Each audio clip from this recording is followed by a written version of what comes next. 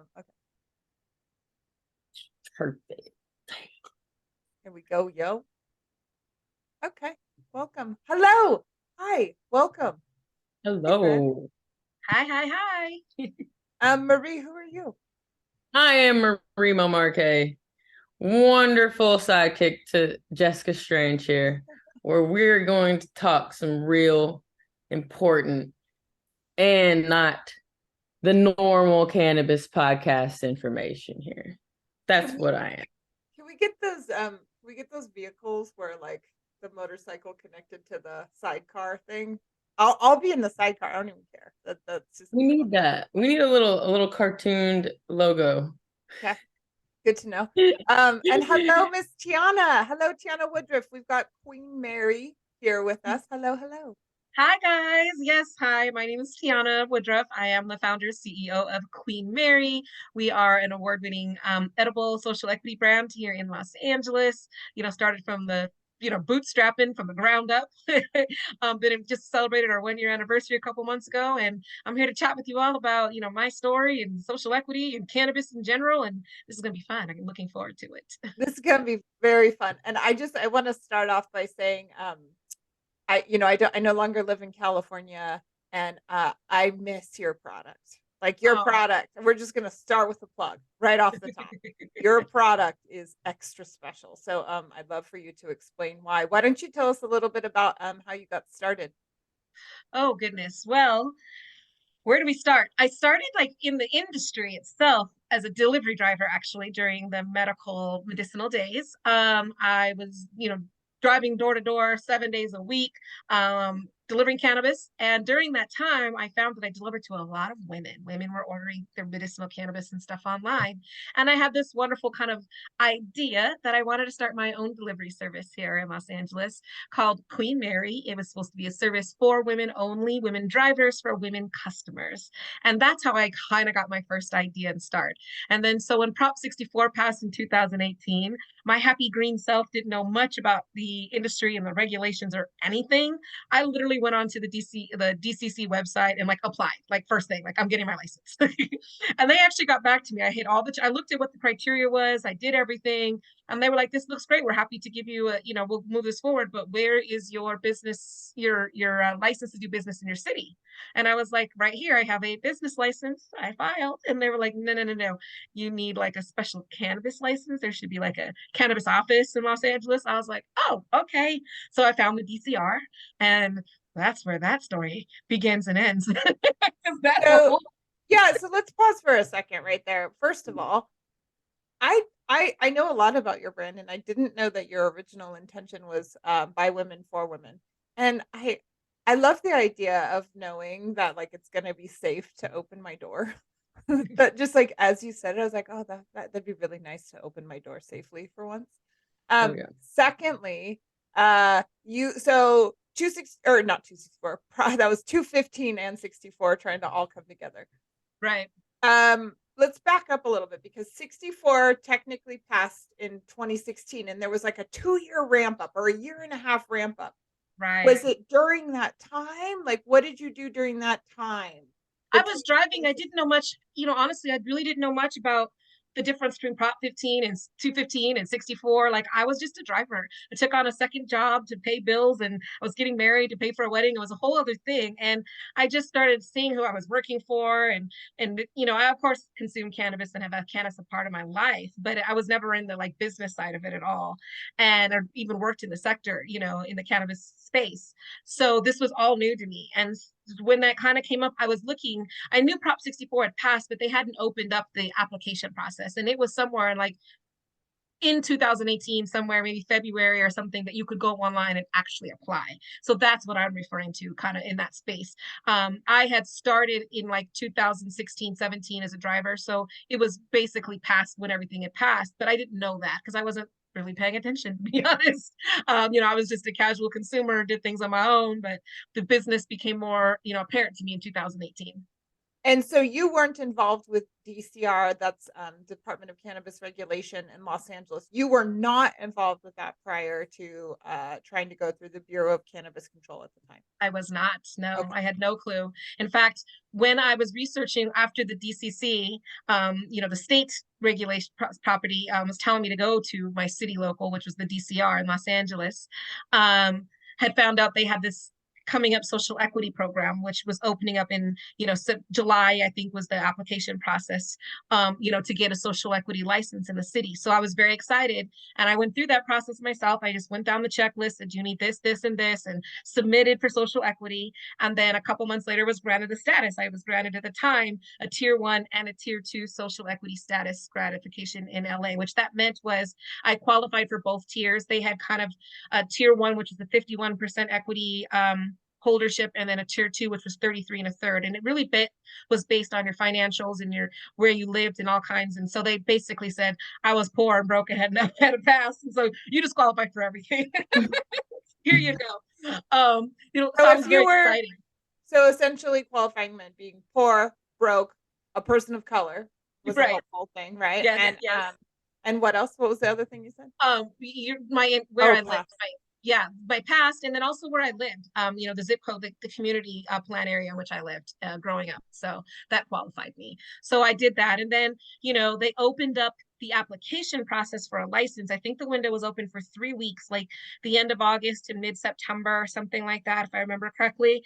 The kicker was that you had to have your real estate, right? You had to have your place of business ready to go, like a lease to apply. So I didn't have that. I didn't even know what I was going to do. So I'm running around town trying to find a place. I finally found a place in North Hollywood that I leased out. And literally on the 11th hour and 99 seconds, I turned in my application on the DCR website for the application process. The kicker was I had no idea, the DCR, fast forward, later got audited. There was all kinds of things that in the first 15 minutes, there was 250 applications that were in the system. What I'm not saying is that the DCR was giving out at the time 100 retail delivery licenses in Los Angeles. They had qualified 1,625 social equity applicants. So that was not public information at the time. This is what I know now. I just knew I'm social equity. I got a chance, and here I go. Those dreams were crushed real fast. Dude, crush. And here's where I like that background. A lot of people know the now story, but a lot of people don't know that many people, and we're starting with Los Angeles. Marie and I could go on ad nauseum about San Francisco, and of course there's a lot of other emerging social equity programs. Here, what a lot of people don't know is that what you just explained, you signed up hey, I ticked these boxes, and you want me to go get real estate? Killer, I'll go get the real estate. And then absolute shit show. And then can you really quick jump to today? There's a lot of in between, but that was all back in 2018. Jump to today and what has emerged in the last couple months for you. So I actually, after the DCR went through all kinds of stuff, they finally did another lottery for 100 more licenses in December 8th of 2022. And I was selected as one of those licenses. So I actually have the opportunity to open my own retail storefront and delivery service here in Los Angeles, finally, 4 years later. But in the meantime, I had a lot of roadblocks and other things going on. I started a brand called Queen Mary that's, catered towards women and mental health. And so that's, what I've been doing for the last few years here in LA is building this brand and getting into stores. And so it's really come full circle and really nice to be able to get a dispensary.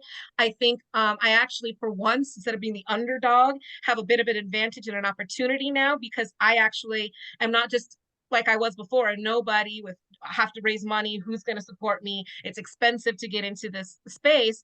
My emails right now are inundated because everyone knows who Queen Mary is, thank goodness. And they're like, wait, you're going to open a store, because I've built a brand and I've built a reputation and I have a name in the cannabis industry. So that's been just a real big full circle. Oh my gosh, blessing. Okay. And it's I'm so busy running the brand though. I'm now I have to put on a dispensary hat, figure that out. That's a whole other piece. I don't even know what to do with it. I'm kind of scared of it. How many stores are you in now, Mary? I'm in 30 stores up and down the state.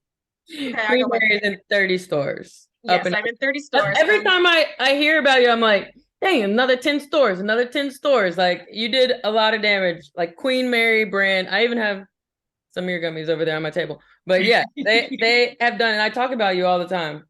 Thank you. It's good There's to not a know. lot of like organic. First off, you're a woman, a Black woman who pretty much got every door closed and said, fuck it, I'm gonna still go find other opportunities and other doors that are gonna be open for me, and I'm gonna make my way. And then when that door that you wanted at first finally opened, like you said, you know, when you're on lap 10, it's like, oh, Right. now you know who I am. Now you know my brand. Now you know me personally. You know exactly what I stand for. I didn't know that either, Tiana, about you starting wanting to do delivery for women, by women. I'm such a big proponent of that. When I had my first delivery, I wanted only female delivery drivers. I didn't want only female customers because why? You know, I need that money from the men too, because Right. I need it all. But men love women. Women love women. And it's like bringing a product, like as a man, you will prefer that product coming from a woman. As a True. woman, you prefer that product coming from a woman. Woman. So it goes both ways. Like women should rule the world. I say this all the time. Right.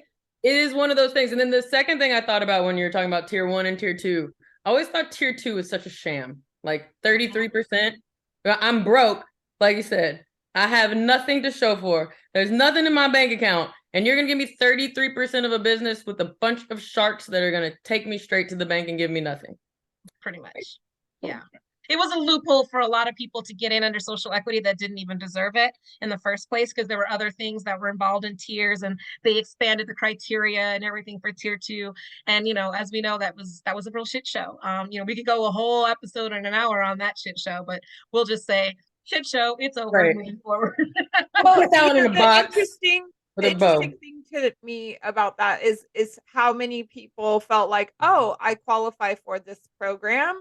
This is my ticket, and attached to that ticket was the idea of generational wealth, like building that, and how defeating it was for It so was many not just people. defeating because you didn't get it. It was also, there are many people that held on to real estate for a year and tried to get their light and couldn't. There was more things than just that. The red tape that lost tons of money. You know, some people were lucky. Gorilla RX being one of them. You know, in Los Angeles. You know, shout out to Kika, Shout out Big Kika. Kika. Yes. You know, but you know, she found a great place in Crenshaw. Her rent, when I say it was only $12K a month, was great. My rent, I had another story where I mean, I tried 3 different times to get a license. I went through a PCN application process, which is a public convenience necessity, which is what liquor stores you sometimes have to do. It's basically what they do is they call it, they have these community plan areas in Los Angeles, and they say they allow so many licenses per plan area based on the population in that area. So like Venice could have like 7 licenses, and Sherman Oaks could have like 6 or something.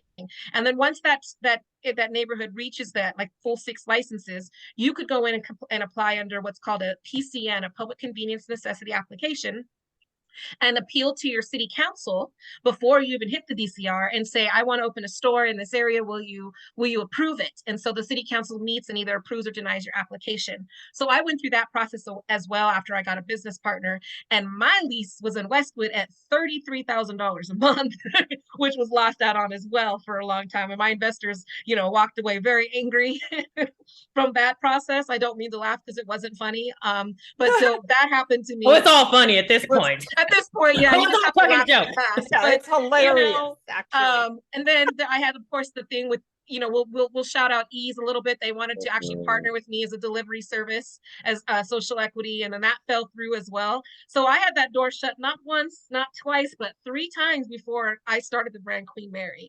When I found out that I could start a brand without being licensed and do a white labeling situation, I started researching, finding people I wanted to work with, and started from the bottom, and now I'm here. Like, that's what I did. I was like, okay, then I'm going to do a brand. I'm still going to cater to women. I'm going to put my best foot forward and do some research and find products that, you know, we're in the recreational space.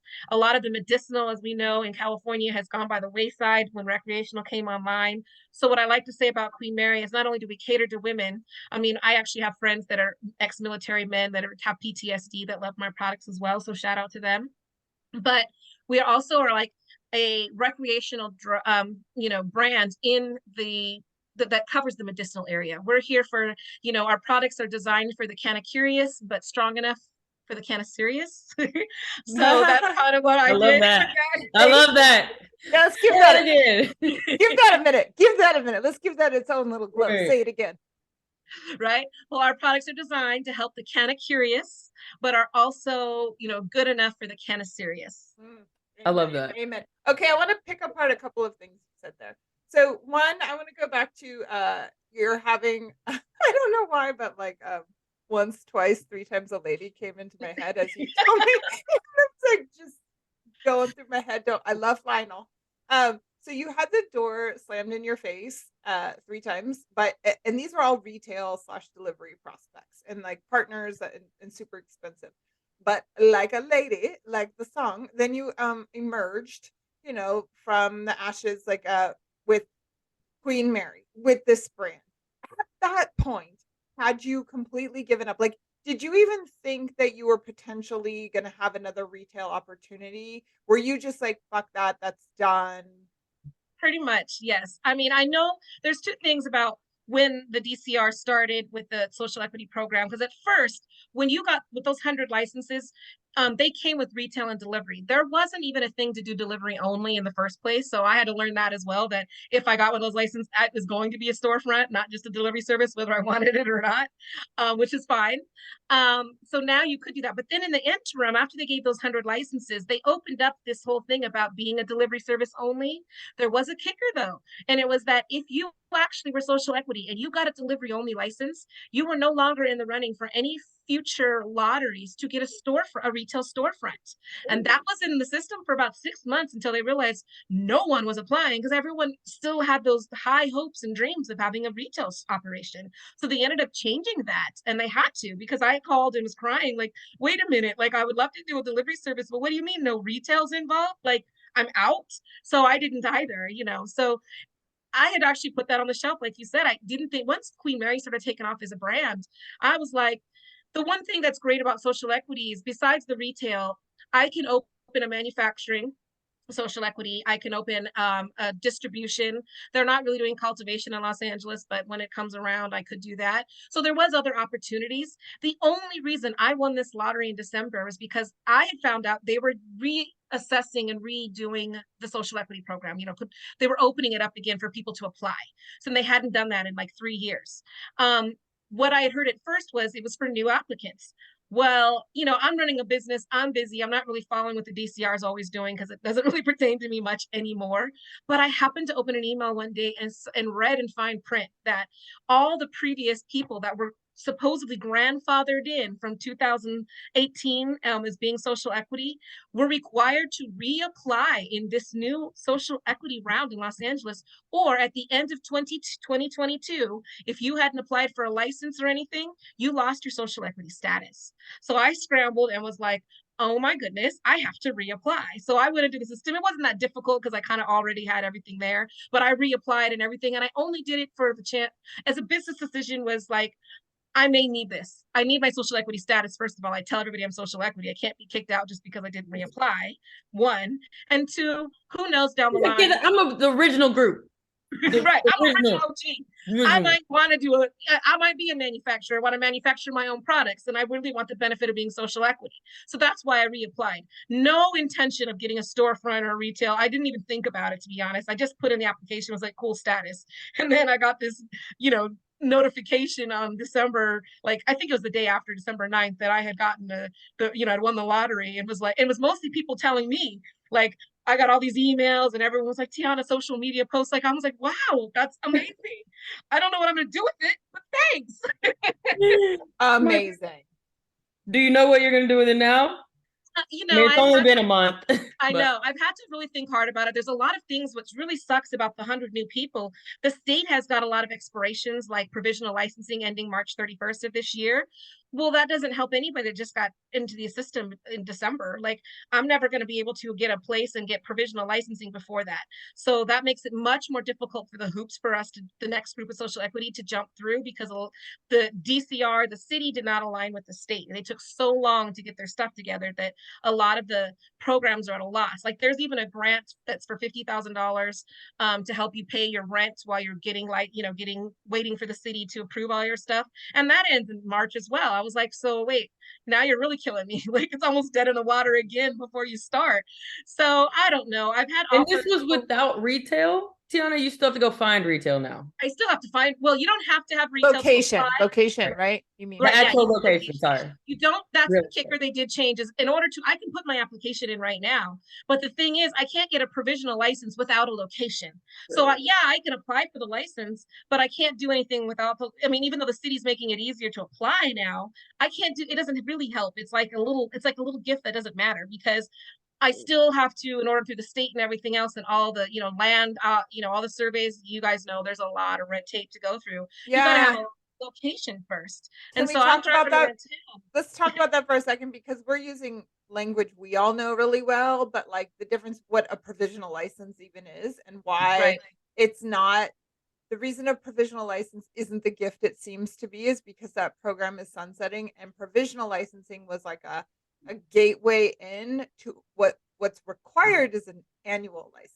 And the state has actually been, they have to wait for the local jurisdiction to check all of their boxes. It has to be compatible with like a million different things, including an EIR and all of these like local hoops, right? And then they have to get to the state to approve it. Chief among the state programs or requirements, it would be a premises diagram, like showing. And so this is the why it wouldn't work. I just want to make sure we flesh that picture out, because Yes. it's a bit more of the fuckery, because you cannot get a license if you don't show what your premises diagram is, like the points of ingress, egress, like what the safety plan is, how you run that about. So it's another I'm not going to call it a dead end, but it's when like Google Maps def sent you off track, Right. when you're like that wasn't the route. That wasn't the route, but it is a route. I always think back to undue harm. Like, again, you had real estate, you had investors, you went through all of this BS once, twice, 3 times. You still stayed the course, popped your brand off, became an actual notable brand in California. And then they're like, hey, Tiana, you want that? You want this store again? And then you're like, well, yeah, I mean, I think, right? Like, I wanted it. But then again, where did we start? We started broke and all these other things that we have to qualify, right? Like, so we're just in this already harmed by society group enough, I would say. And then it's like the undue harm. So these other 100 people, now these 100 are back looking for money, looking for real estate, probably giving away more than what they're supposed to be on paper to people who have no interest in what their true values are in the future. And it's just like, and then it's a catch-22 even for you or anyone else. Like the other people that I know that got them, they're already pivoted, duh.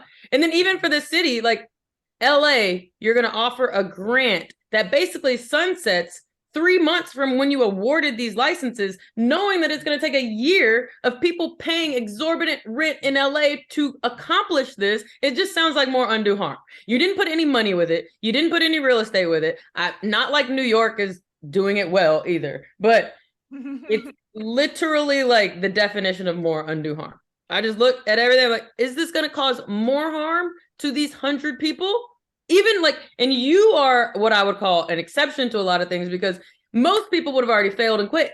But you're like, no, I'm going to pivot. I see a path. I see a path. I'm far more determined than most, and I'm going to make it work. And if that is only, 2% of us, then what's going to happen to the other 98? Right. Exactly. And it's like, and I say that, like, and if I can't make it work, I'm already debating, like, do I just sell the license and get like a silent fee and let like another, one of the big chains here in LA, have another store under me, and just put the money towards the brand. It's not Stizzy. Yeah. Yeah. Oh, yeah, never. I But wouldn't put that on. Yeah, we openly declared war. It's fine. no, it's fine. But what's yeah, so like I'm curious about that, like in terms of resale value, it's not like you can turn around and just literally hand it off, right? No, it's more like a partnership where let's take a well-named store like Sweet Flower, which has 6 or 7 locations in Los Angeles. If they want another location easily through social equity, there's a lot of, for these bigger, Sweet Flower is not an MSO, but they have a lot of locations in California and Los Angeles. Um, there's a lot of tax breaks for having social equity, a lot of, return, different things that benefit them by like, if I wanted a partner and they were interested, they could go find the real estate, jump through the hoops and do all that work. And then I'm just a silent partner that gets like, whatever, a check in the mail every month and has really nothing to do with another Sweet Flower location other than it's my license that they operate under. And that's what's happened sadly to a lot of social equity people. And then, or someone that's trying to operate a store. I don't want to throw things out there, but there is a social equity group that has 2 stores in Los Angeles. They're Black owned, and then their investors kind of parted ways and left them because it was terrible, a bad situation. So they're trying to still operate and get away from their bad partners and have their stores that are still operational. So there's been a lot of bad deals and a lot of things, promises that were made to social equity people that even have stores. I mean, I know another store that's in Compton that I've talked to. I know the social equity applicant. I'm trying not to say names and call people out. So I'm being another social that's, he has no control over his store. It's they do. And like he's been trying to get my brand in there and they're giving me a hard time, making me do a lot of things, discounts and things I refuse to do. And so I walk away. And it's sad because we have a connection. We're social equity and we're trying to, as social equity people, support our Black and brown owned brands and have more social equity brands in our stores. And then our partners, the people with the money are like, yeah, no, we want cookies. We want Stizzy. We want the big names. We're going to have the big store. And you have no say. Just take your little money and shut up. So, question about something you brought up. What's the saturation level like for retail in Los Angeles? Because the traditional market, the illicit market, the non-adult use sanctioned market, whatever you Right. want to call it. What'd you call it? It's thriving. Yeah. So like It is that's alive and present. well down That's there. present. And now there's like additional licensees present. Like, what are the saturation levels? Is there room for 100 additional retailers? There is, but they have to make some adjustments, and I'll tell you what they are. Zoning. The green zone is super small. It's really hard to find a location. And one of the biggest things that's wrong with the social equity program is one rule that they have, and that is that dispensaries, retail storefronts have to be, it's either 700 or 750 feet apart. So when you have like an industrial zone that's really great, you can only put one beside, depending on the size, maybe 2 dispensaries in that area because you're too close. And other cities, like you go to Palm Springs and there's like a whole area, kind of like how they do strip clubs. Like, you go and then you can hop and they're in one area. You should be able to do that with the dispensaries. And that's a big problem. So it's really not that it's oversaturated. It's the fact that it's hard to find real estate. And the problem with Los Angeles is, real estate in California is expensive anyway. And we call it the cannabis tax here in LA. Like the place that I was renting for $33,000 a month, it really, if I wasn't a cannabis business, would probably go for around 9 to 10 tops. We're talking 2,300 square feet, nothing crazy, $33,000 a month, only because these real estate owners and property owners, and listen, it's a free market. I don't hate them, but they know that if you get in there, that they make a bidding war because there's no places to go. So that's part of the problem. It's not really so much that the market's oversaturated. They've got these structures and the zoning in place that because they're so worried about, oh my God, there's a dispensary over here. We're going to turn the world and everyone's going to be crackheads on the street, that they're not allowing us to prosper and to actually have dispensaries. Like if you're going to pass make weed legal in your city and you're going to give away all these licenses and you're only saying so many per area anyway based on population, you also have to look at the real estate and what you're doing. We can go to Sherman Oaks and give out 6 licenses, but if there's only 2 buildings in the city that are willing to rent to cannabis, where are the other 4 licenses going to do? Nothing. They have nowhere to go. So that is the major problem, and why the illicit market is thriving because they don't care. They find these little buildings, they rent out whatever they want. They don't have to worry about licensing and zoning and land use permits. They don't have to do any of that. They open their doors, they sell weed, they don't charge tax, and they make a ton of money, and they get a slap on the hand when they get shut down. They pop up somewhere else and somewhere else. It's just like and the legal dispensaries are getting robbed left and right, and no one cares. Here we are paying 40% tax and have all this money that's going into the police department for overtime, and I have friends that own dispensaries that are like, here's the footage, here's the license plate numbers, and they're like, that's great, here's your report, go file your insurance loss and fix it. Like, they don't know. There's no penalty for having an illegal store that makes it not want to be, no risk for them, and there's no penalty for the robbers. So it's just a big shit show. Really. Especially in those big cities, right? Because you look at what happened recently up here with up here, Oakland gets robbed all the time. San Francisco gets robbed all the time. This group went up to Petaluma, though. They started going up, up, up, up. They started robbing things in Petaluma, wine country, Santa Rosa, different sheriff. Santa Rosa, totally different set of priorities, meaning we don't care what you're robbing, we are coming after you. And they chased this group. It was one of the only successful, where they've actually captured, and we might actually convict someone that I've seen in the last year, because they finally went to Petaluma, where people actually convict and chase and want their small businesses protected. Because even for me, I applied in retail, different places. After I didn't get it in Redwood City, I was like, well, Marie, maybe you should just be happy, because you won't be followed home. You don't have to worry about a home invasion from people following you home from your local cannabis store. And then I'm looking at myself what is the actual risk that I am comfortable taking at this point in my life to sell weed that I've been selling since I was in college? I thought the point was to get safer, not to feel like I'm going to be followed home every time I leave my storefront. Right. Hey, you know what I want to compare and contrast is so a lot of this is real estate based, this is retail based, it's a lot of that. But your brand is in multiple states. And we're all Californians, even though I don't live there anymore. We all are very familiar with the California market. You operate in other places. You even have social equity status in Colorado. Tell me, walk us through the difference between operating elsewhere and, the pros and cons, because certainly it's not perfect, but I'd love to learn more. Yeah. I'll compare two states. Colorado and New Mexico are the two states I'm working with right now. As you know, New Mexico is very new online, so they are super green.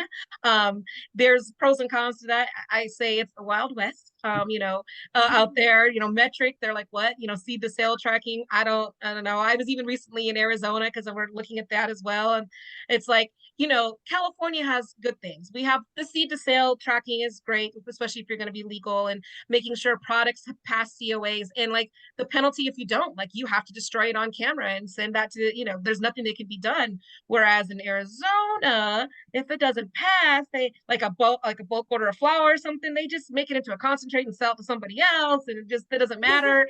It's just crazy. Colorado, as we know, is my home state where I was raised. I was actually born in Los Angeles, but I was raised in Colorado. Is not quite the Wild West because they were the pioneers. They started first. They've been legal but they didn't do anything with social equity. Was not even, they're trying now. It's a very different situation. The way you get in order to apply for social equity in Colorado, you have to pay $800 fee, which is in itself okay, who has that? But the things that come with it were dealing with the DCR in Los Angeles and dealing with the MED, which is the the marijuana office in Colorado, night and day. I may have paid $800, but they want you to succeed. They want to help social equity. They're like, that's what the money goes toward. It's paying my salary to help you. I'm here for you all the time. We're going to get you this. Let's get you through this. We have grants coming up. They're working really hard. Whereas in the DCR, they're like, don't call us. We don't want to. You have a whole different, you're kind of on your own. We can't answer that. Go get an attorney. We can't help you. We don't work for you. We don't want to hear from you. It's a we don't work for you, Tiana. We don't work for you. Right. That's the thing. So that's the night and day, give and take little things. You're like, okay, what do I do? And, in in Colorado, just like here, I'm not licensed. I'm white labeling and working with manufacturers and distributors and stuff to get my product on shelves. So that in itself makes a little less red tape for me because I'm not dealing with the red tape of licensing as you do in others like here. But I still think, New Mexico, I was recently there for the opening of my partner's store in Las Cruces. Shout out to 420 Collections, Parissa Rad and Marvina Thomas. They're amazing. They work in Arizona, New Mexico, women of color doing great things. And I'm really excited to partner with them. But I toured the dispensaries in Las Cruces, which is the first town in New Mexico over the border from El Paso, Texas, where cannabis is illegal, right? Their dispensaries are closing because they don't have enough product. Like they put IOUs or come back tomorrow, or they can't keep product on their shelves because their demand is so high. And in these new states that I think New York has to watch out for is everyone wants, when it comes to licensing, everyone wants a retail operation. Everybody wants to do delivery and people want to grow. But what about the manufacturers and all? Like you can't have an ecosystem without the full system. And that's what's happening in these states is they don't have enough product because there's a handful of manufacturers and I'm an edible company. So what do I do with that? If you can't make my edibles, I can't be in your state, same thing. And so they have to really watch for that. Like you need to develop that whole ecosystem. You need good manufacturers and these people don't know what they're doing and equipment and, they got to be taught and all these different things and systems that have to go in place. Like the retail aspect of it is like the end of the line. Like that's where it goes to the customer. Like there's an ecosystem all behind in between that people aren't thinking about. And that's where I see the difference between California at least has a really great ecosystem. And I don't know how we messed it up because it's like we're oversaturated. We have all these brands. We don't have enough shelf space, but we do. We're just not doing it right. Like in LA, like I said, there's a lot of dispensaries that don't have traffic, but they should.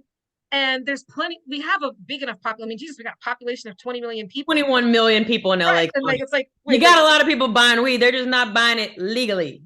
Yeah. Exactly. And here's the thing I kind of want to like the Californian in me wants to correct. Colorado was the first adult use market, right? Like California was 215 since 96.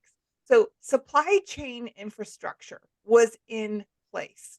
And what more people should have learned from was that, Colorado had some time to build it up. Washington actually was like either right neck and neck with them when they came online as well. They had time to kind of put it all together. California's flows so well to both markets, both adult use and we'll call it legacy. Maybe that's the most polite word, because both of those supply chains were able to develop efficiently, like concurrently, right? Like the legacy supply chain was already robust. Right. So it had the adult use supply chain had something very strong to model after. Many of the OG operators went over and now they're like, yo, fuck this, fuck 280E, fuck all of these regulations, and then went back.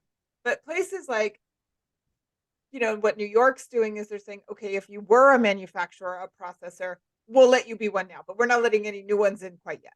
And what New Mexico, what they did is they just didn't look at like the full scope. You're like you said, ecosystem, supply chain, same thing. Like they didn't look at the full scope of what it takes and how you have to start it ultimately in a staggered position. Retail can't be as exciting as it is if you don't have the rest in place, like in triplicate. I have a question, Tiana, from what you've seen. Like, I feel like California's had so many instinctions of small businesses that like all we have left is large manufacturers. And maybe that's wrong. That might just be like, I see like the people up in Humboldt, the big boys that are still basically like, you can look at half the vapes on a shelf sometimes and they're all white labeled from the same manufacturer. And maybe that's, and from what I really see, it's only like 2 or 3 manufacturers in the state. And then like, if you were a smaller manufacturer and if you invested in all that equipment, but you really didn't have a brand big enough, you were just toll processing for people, it's so hard to stay in business.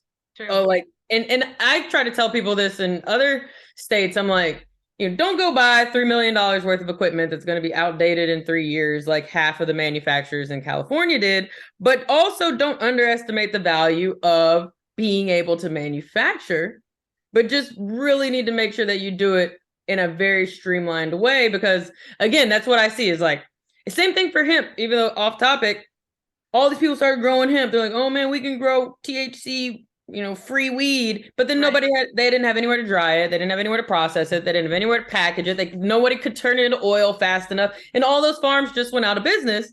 So it's like, you want these smaller manufacturers because you feel like that makes sense. But then the market and the way that the market dictates, they don't make sense unless it's like you own the building, you're really smart, you have a brand, and you're doing distro with half of the truck full of your own product or something.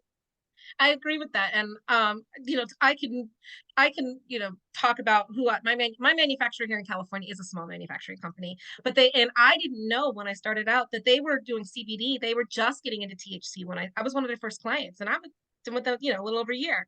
So, but now they have others. And so it's changed, my relationship with them is different because they've had to in order to survive, but they're really good at what they do. I mean, they're very talented that bigger brands have come to them and they're working on more brands. So our relationship's a little different because anytime I needed to run or needed something, they were right there. And now I'm like in line, I have to change the way I do my inventory because I'm small budget. Like, my runs aren't huge. I'm doing 1,500, 2,000 units a run on per SKU because that's all I can afford. I started with $10,000, sold it, took that profit, did a bigger run, and I'm just slowly doing it that way with no investors. So I can't do 5,000, 10,000 units and expand the way I want because there's a lot of demand for Queen Mary. I mean, I could easily be in 70 stores right now, but I don't have the supply to match that demand. And so I have to slowly add on stores as I'm picking up more and, hopefully get an investor so I can do bigger runs and have more product available to get more stores. I mean, because not two things that I'm learning in this is not just about getting in the store. It's about moving your product off the shelves, which, I've done a really good job of making sure that happens.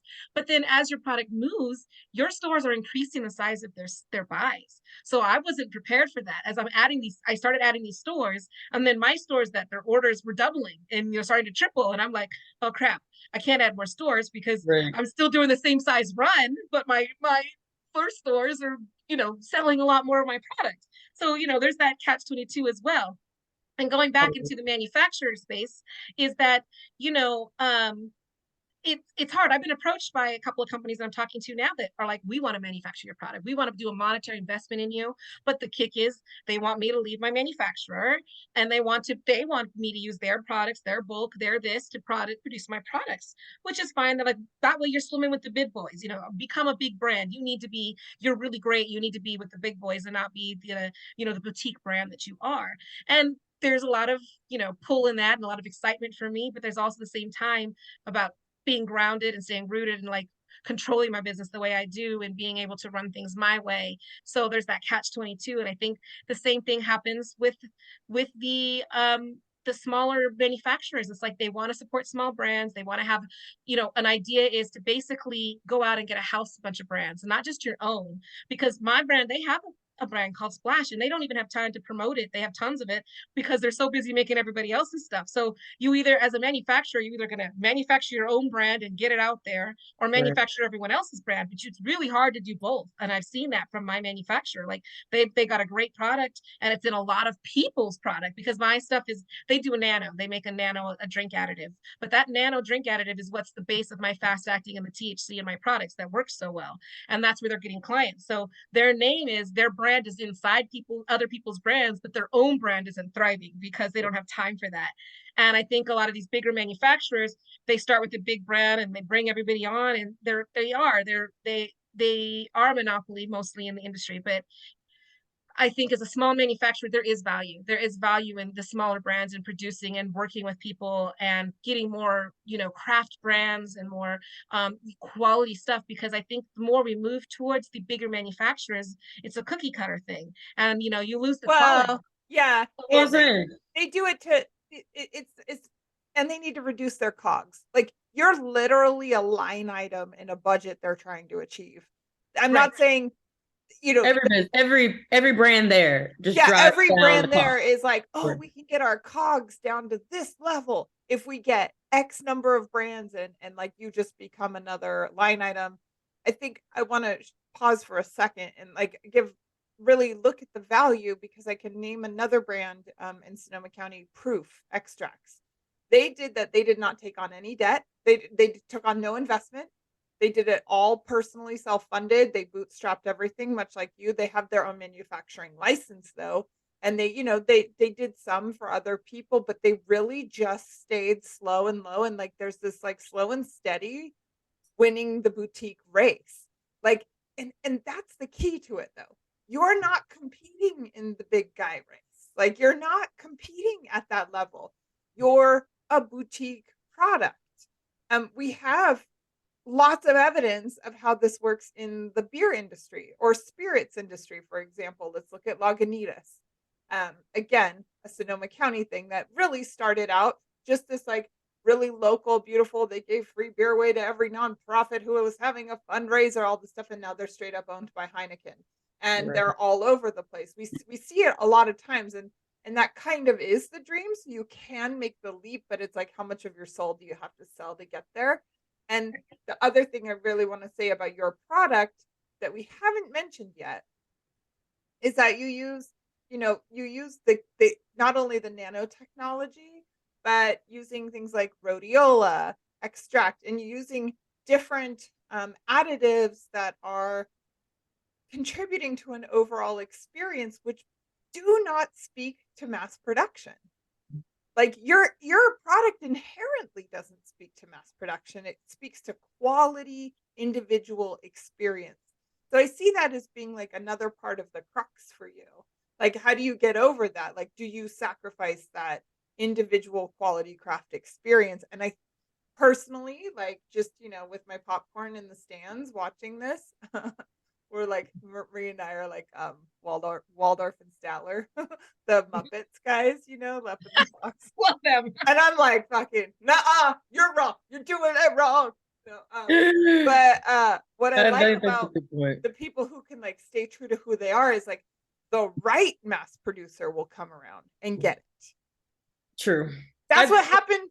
Like that's what Lagunitas needed to wait for. I don't know that Heineken. I'm not saying Heineken was right, but like I witnessed a lot of that up close. And they pushed a lot of people off. They expanded into other cities multiple times before they said, okay, I'm for sale. Right. And I agree with that. And I think that's been part of my approach. It's just that, you look at money and financials and you're like, I have something great. Everyone wants a part of it, but can I hold on how long can I make it on my own? Based on everything I'm doing myself, literally myself, expanding into other states and other markets, self-funding that, trying to make, and it's all about relationships. I'm finding right business. I'm only able to expand because of the relationships and the people I've met, people like you that have been like, I know this person you should meet. They've expanded their own network to me.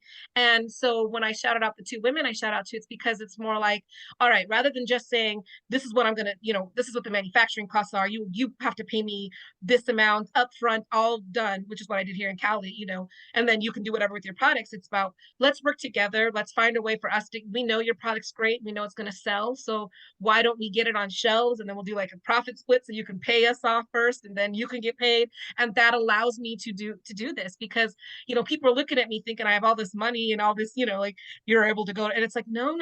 I build relationships and I have another, when you have no money, one of the benefits is things that a lot of brands, as we know, are going out of business or don't exist here in California. They struggle. They got all this money and they're not making money. A lot of problems that happen or a lot of things, when you have a lot of money, you tend to spend a lot of money because you don't think about it. When you raise money, you got to spend it, baby, or you don't get more. And if you have no money, you got to figure out, okay, you got to make cuts, you got to make sacrifices, you got to figure out what's more important, how you're going to pay this, what are you going to do here? And you have to work around it. You have to build outside of you can't make money the reason you're growing. You have to find other ways. And that's been a blessing and a curse, at the same time, in the fact that I had to do things very differently because I had no money and I still don't. For the record, I still have no money and no investors. So, people come up and a lot of bigger groups, from the Panther Group and a few other like big things have talked to me and they're like, you're great. And you're only asking for like, $150,000. Come back to me when you want like 5 million. And that tells me you like what I'm doing. You're watching me. Everyone's watching me. I hear from a lot of people, oh yeah, I saw that. I'm like, oh, interesting. It's funny how the little memes go around the internet, like people don't like what they're watching. Like they really are watching. They're just not investing right now. They just want to see what I'm going to do, which is fine. But it's like, we'll see what happens. What are you going to do? How are you going to manage? And finding the right partner is so crucial. Some money really is too expensive. I've talked to people that have been like, we're going to take you on, but we need to we need to redesign your packaging. We want it to fly off shelves. I'm like, people buy my stuff because they don't buy it because of the packaging. They buy it because it's good and it works. Imagine. I tell that, like, I don't need fluorescent packaging, thanks, or bags that are cheap, or, just little things. It's like, you don't understand me, you don't understand my brand, so we're not a fit, I like that you said that some money is too expensive.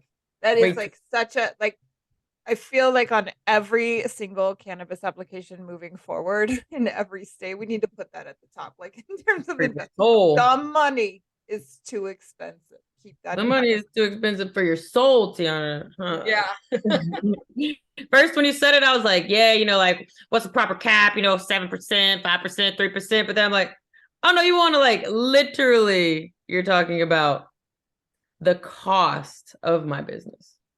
Right. Like not the cost of doing business, the cost of literally my business. I think it's one thing that, no one will ever have an answer to, but that craft argument and like the fact that it is nearly impossible to be craft once you're so large, and it's quality inputs are hard to find the bigger you get, making sure, I mean, it's a, this is an interesting analogy. It might be a terrible one, but it's a good one. In-N-Out will never expand out of California because they want to have control of their distribution. They want to have control of like, I think they're in like, or outside of this one distribution. I think they were in Texas a couple. They just started talking about heading out, but yeah. But the only way they'll do it is with distribution being within a certain area away. Like that's the only reason why everything is like that, because they have 5 distribution centers, and I believe everything gets shipped fresh every single day to those shops. I'm not a big In-N-Out fan. Yeah, their fries are fucking whack. They're all right. I like the fries more than the burgers, to be honest. None of it's that good. But the milkshakes are fabulous. When you think about craft, it's yeah, the shakes are good. The shakes are good. But like, when I think of craft, people in California take In-N-Out for granted. You go to other states where they don't have it, and they are like all over it. It's the best thing since sliced bread. So yeah, but no, they got. I thought it was going to be so good. I thought it was going to be so good. Everybody's like, In-N-Out. I try. I'm like, I'm from Nashville, where we eat. Okay, we eat. We know good food, and when I had that, I'm like, all right, an above average burger, cool.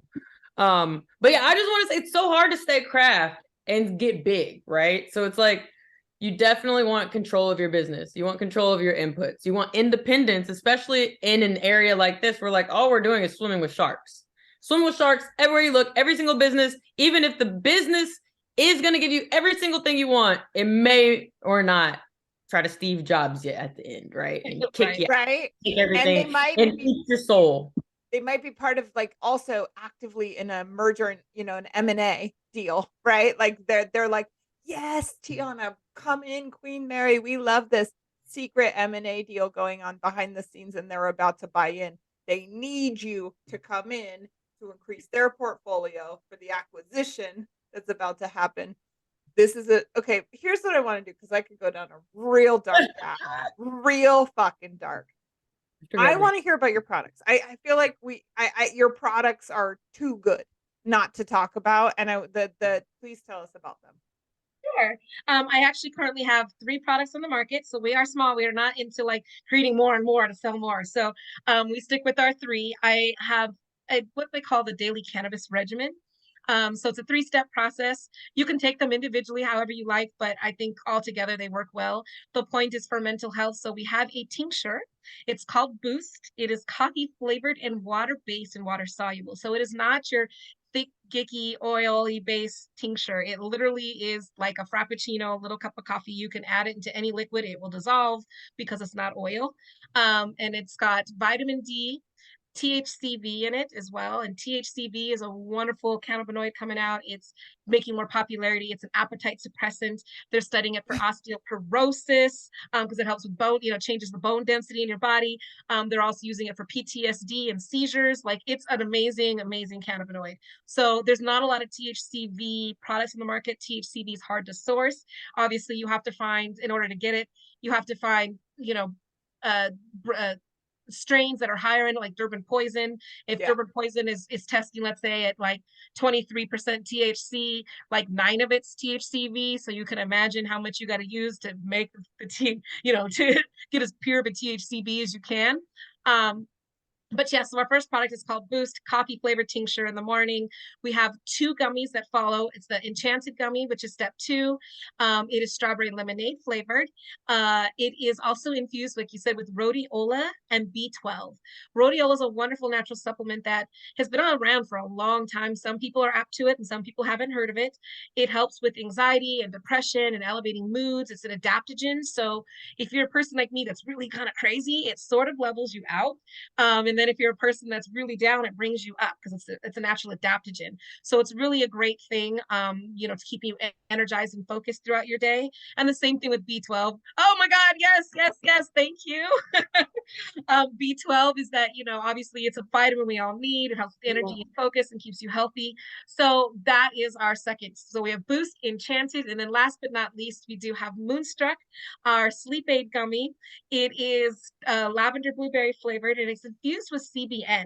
Now, CBN is another wonderful cannabinoid that helps with, oh my gosh, one, it's a sleep aid. It doesn't put you to sleep, but if you're tired, it really gives you a good night's rest. It's better for you than melatonin, which is, a lot of people say they have bad dreams on. There's lots of side effects for a bit. And it also helps with pain relief, the pain management, things like osteoporosis, Crohn's disease, arthritis. It really is a wonderful cannabinoid. And even if you don't take it with THC, I'd say look for it in a CBD product. CBN is amazing. Our products are all fast acting, which means they're water soluble. They are not oil based. So we go through a process with our THC and taking the oil, the extract of the THC, and basically encapsulating it into water capsules. And that makes it easier for the body to process, more like a Gatorade rather than oil, which has to go through your digestive system, which is why there's a long delayed effect in edibles. And so it goes to the liver and all kinds of things get extracted. And then edibles usually hit harder because through the liver, the way your body breaks down the cannabis and the THC, our bodies, as we've talked about, have a natural endocannabinoid system, right? That it works with cannabis. But a lot of, especially edibles, why they've had such a bad rep is people were putting just extracting nothing but THC and leaving all the good cannabinoids. There's a big difference between full spectrum or, cannabis and THC. And so when we focus on THC, our body treats THC like it does a bottle of tequila, to be honest. And it might feel good in the moment, but you are sick after and it doesn't help. And that's why a lot of people, when they take in edibles, they feel like loopy, they pass out, they forget, they have a lot of bad effects. And it's because it's pure THC and your liver's working to get it out of your system as best as it can, like it does with alcohol. It thinks it's poison. But when you have cannabis in the full spectrum and you're having all the things that come along with it, it's like trying to have, I guess the bad analogy would be like, think of vegetables. Like, what if you just literally like took all the nutrients away from vegetables and just used it for whatever, the green or something? Right. Like, it doesn't really work. Like, all the things, you need the full vegetable. Like, you can't have fake vegetables. And that's sort of an analogy for THC. You need the full spectrum of the plant. You can't have like just the THC. I know that's the part that gets you high. Yes, but everything else works with you. And so the entourage effect. Thank you, the entourage effect, and it's very different. And so there's different things. There's isolates, there's distillates, there's full spectrum. And that we've moved up and done is we're using rosin, which means that when you're extracting cannabis from the plant, you have to use things like butane, ethanol, some kind of extract to get the THC out of the plant.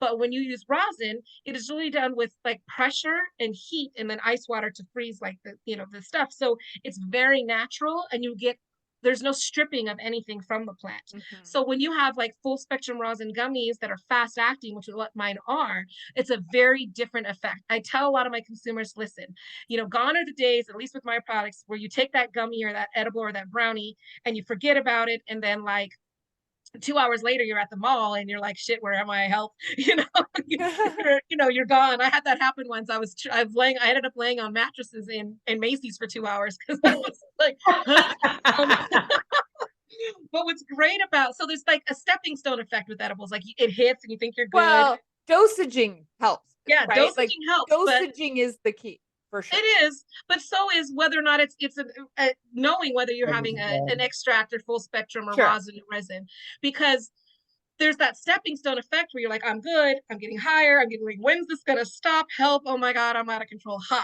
That happens a lot with edibles. And so what we're able to do with the process in making our craft cannabis edibles here at Queen Mary is by using quality ingredients and taking the time to, encapsulate in water so our body takes it better, and also using rosin and not using, making it solventless, is that once it hits you in about 15 minutes or so and you're high, that's where you'll stay. Yeah.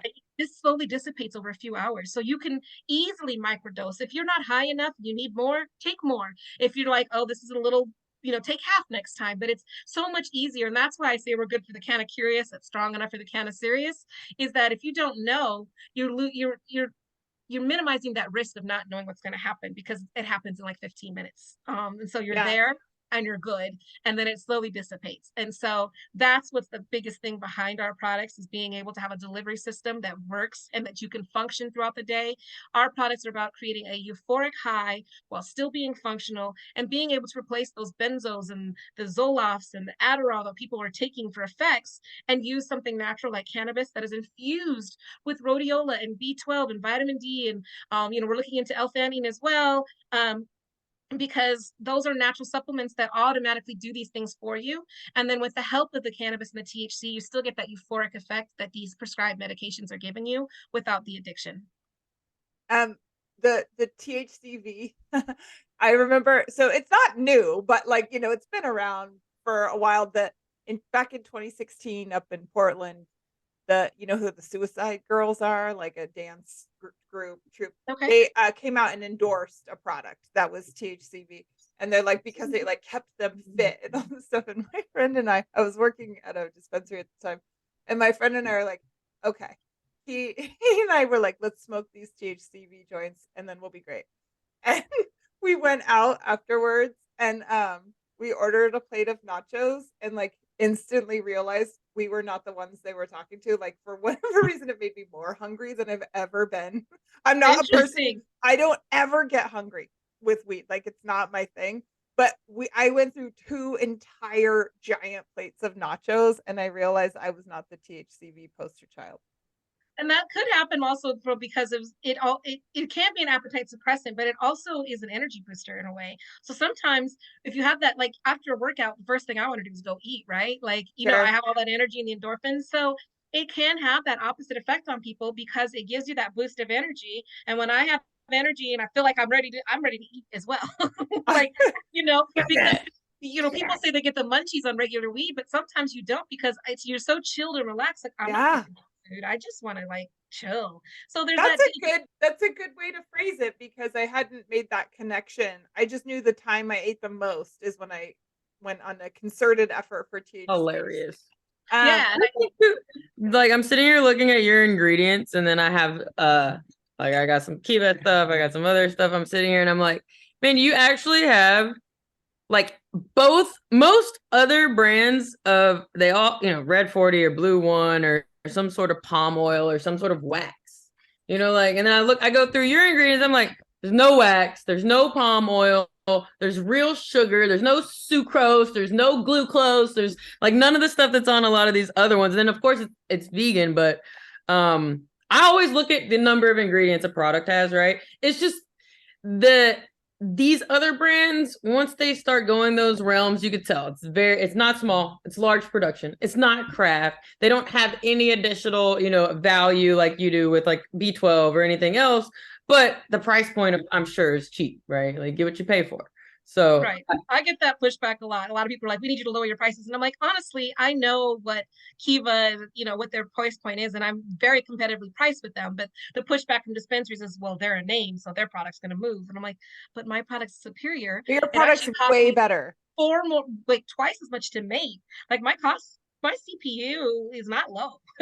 my margins are slimmer because I insist on quality. And people are always like, well, when they look at my business, they're like, we need to find a way to get that cost per unit down. I'm like, well, I'm going to start ordering packaging from China. That'll help a lot because I use tins and not bags. Bags 15 cents, tins $1. You know, and I'm able to get them down to like 50 cents coming from China, which is great. It cuts down into that margin, but I'm not sacrificing it in ingredients. I'm still going to use monk fruit. I'm still going to use pectin. You know, sugar's cheap, but use real sugar. It's, you know, and fructose is crap. Like, I don't know, you Yeah, know, I don't it's want just that. Well, so. and the other thing, like as I I consume a lot of edibles. They're very functional for me. The consistency in your product is always there. Like it's I go if I use a different like Wild or like any other brand, Kiva, whoever. Um, Plus is one that comes to mind in San Francisco. That they get close, but yours is the same every time. Like and like you talked about that rosin sort of like that pure threshold, right? Like I don't go too high above it. I know how I'm going to perform and feel when I consume your product. And like I said at the very top, I miss it. Yeah, I mean, are we'll there have to any find a way craft to get you brands to. left?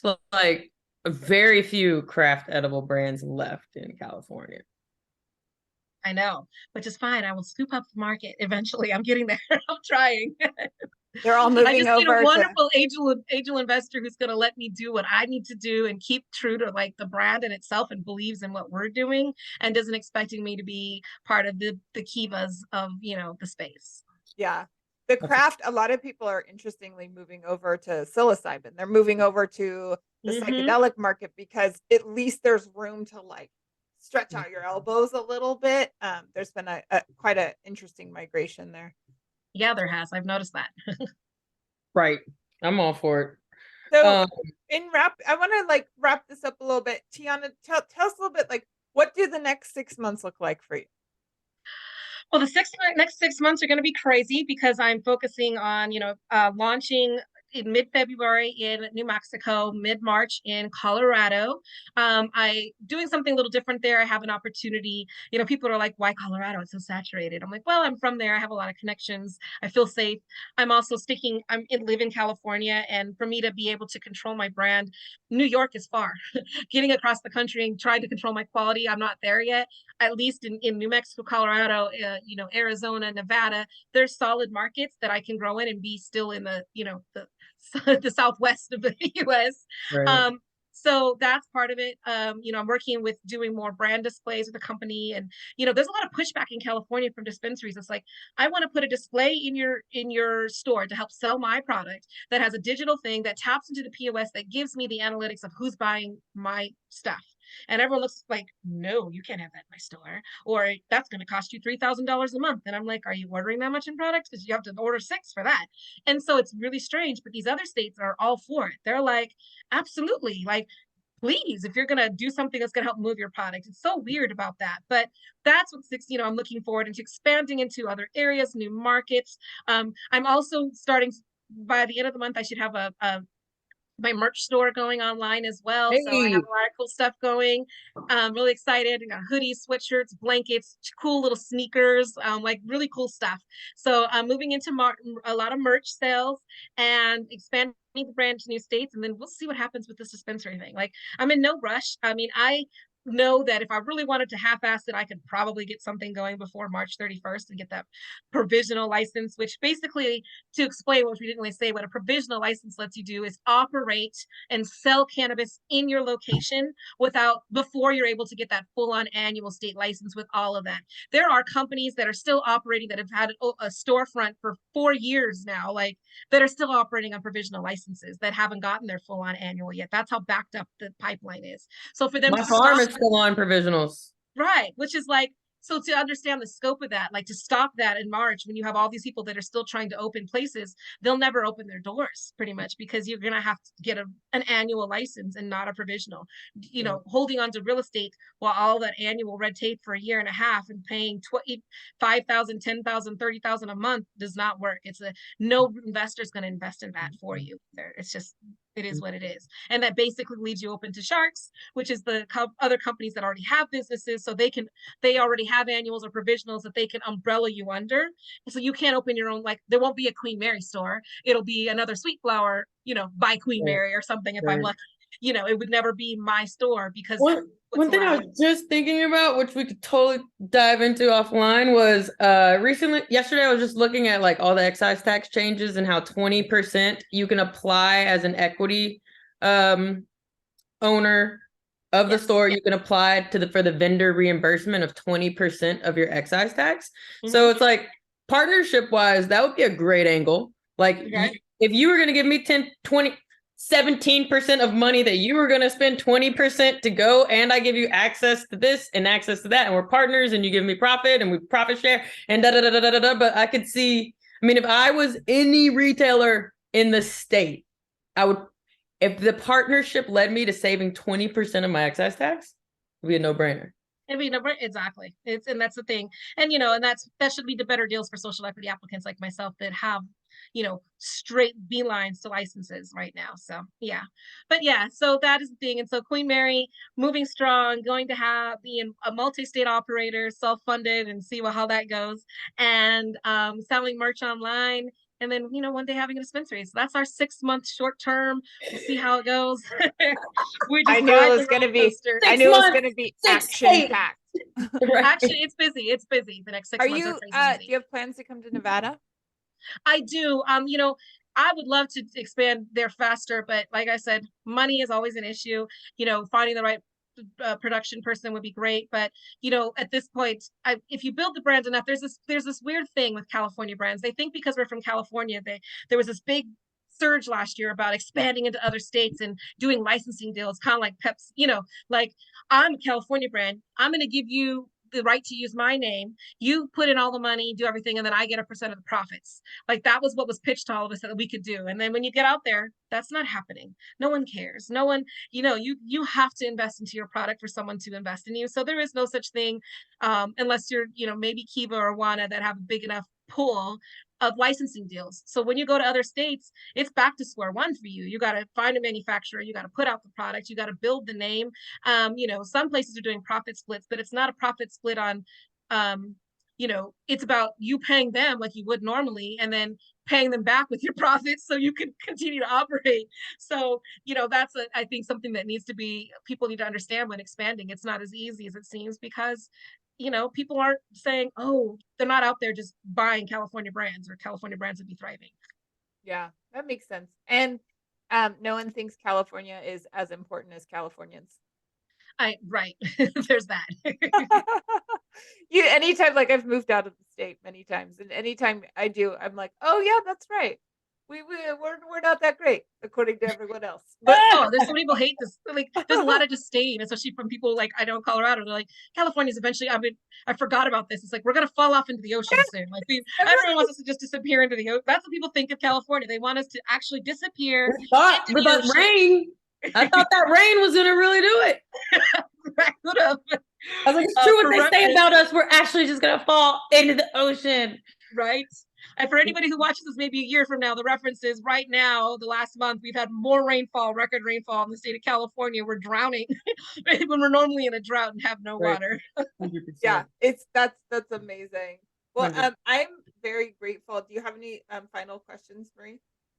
I just loved one thing, is that I was like making my in and out analogy. I was like, this is probably a terrible analogy.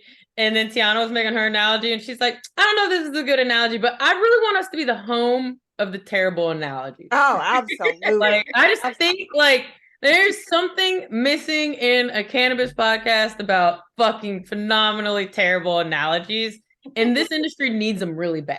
So right.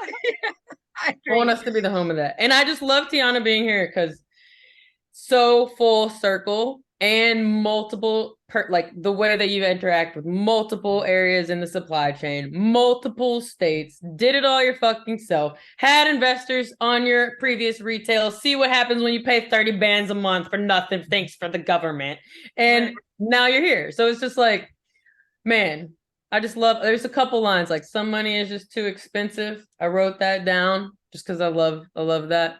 I love the tagline for the business. I think like, what do you want from us? This is the real shit. This is it. This is it. You get in, you get so dirty, you realize like 3-4 years later, and then everybody knows who you are. And it seems like 3 or 4 years later, but oh my God, I launched only in been 1 October year. of 21, like 22. Well, you know, your journey is Yeah. old though. Your journey Yeah. is long. And that's I think what wears and like wears in terms of test of time and what contributes to authenticity in your brand, because there are motherfuckers out there who just started a year ago who literally, like, think about all the bros who came over from liquor and stuff. They're like, I'm gonna be in cannabis now. And like those that they don't wear the same in the market. You No, come but in with like they have cred. money. Yeah, they have money, but Yeah. then you have cred and authenticity and experience and wisdom. You It's don't funny have- too, because we Yeah. want what they got and they want what we got, but somehow it's hard to, like, I want some money. You We're like, want authentic. we are literally oil and water. We do not mix. It's Yep. like we envy, you know, oil would love to be water, water would love to be oil, but they don't mix. Right. There's my bad analogy. Straight hair people always want curly hair, and curly hair people always want straight hair. So Exactly. you want what you can't have. I agree. The bros. The good news, at least in the future, and my last final thought is like, it is the true brands with authenticity, the self-starters that will continue to self-start and go on and on and on, that'll really outlive half of these MSOs, because we know how to make money and we know how to actually strategize with our business to make more money. We're not professional at raising money, which is what the Chads and the Brads and all the people that have gotten to this point with all that money, they're literally just professional money raisers. And then, like we said, they have to spend down every dime they raise. They don't care where they spent it. Half was spent here, half spent there. None of it was spent well, yet then they go get funded again or they shut down. But a brand like this, we're like, we come from actually understanding a market of X's and O's, profit and loss. And the goal is to be profitable. The goal is to sit across from proper partnerships with even what you've done. You built the name, and then you've been able to have a lot of people come and add value to your business because you add value to their business. And it doesn't take you $1 million because you did all the work. Thank you. But, yeah, and I agree. Another analogy is just like the government, right? We make all this money because my brother used to work for agencies where, like, you know, they give them their budget for the year, and then if they don't spend it at the end of the year, they don't get that money. So at the end of the year, they're just buying whatever they can just to show that they spent the money so they can get more money. And I really think that's a great analogy for these people that are raising money in cannabis. They're like, we got to spend it because if we don't spend it, we're not going to get more. So we need to get more. Real life. Like, really though. And then at the end of the last day, they're just on Amazon ordering, I don't know, $3 million worth of desks. Who knows? Right, absolutely. Oh my goodness. Well, this has been so much fun, you guys. This was today. fun. Thank you so much for having me a part of a guest on the show. You guys are amazing. Our first. Wonderful, like, dynamic, because Marie, you're kind of like, you know, me, you're funny, you're outgoing, you don't have a filter. And then Jessica's very organized, like, keep on going and like, let's talk about this topic. And we're like, yes, but over here, nope, come back. So you Jessica brings it back. When I am on a call with someone and I don't have Jessica, my own mind is like, Marie, please start Jessica-ing this call, please. And then I'm like, man, I needed Jessica there. I needed Jessica. I'm fucking hilarious too, by the way. You are, by the way. You are. Fucking hilarious. You are. I love you, Tiana. Thank you so much for doing this. No, hilarious. I'm gonna say bye-bye now. Bye.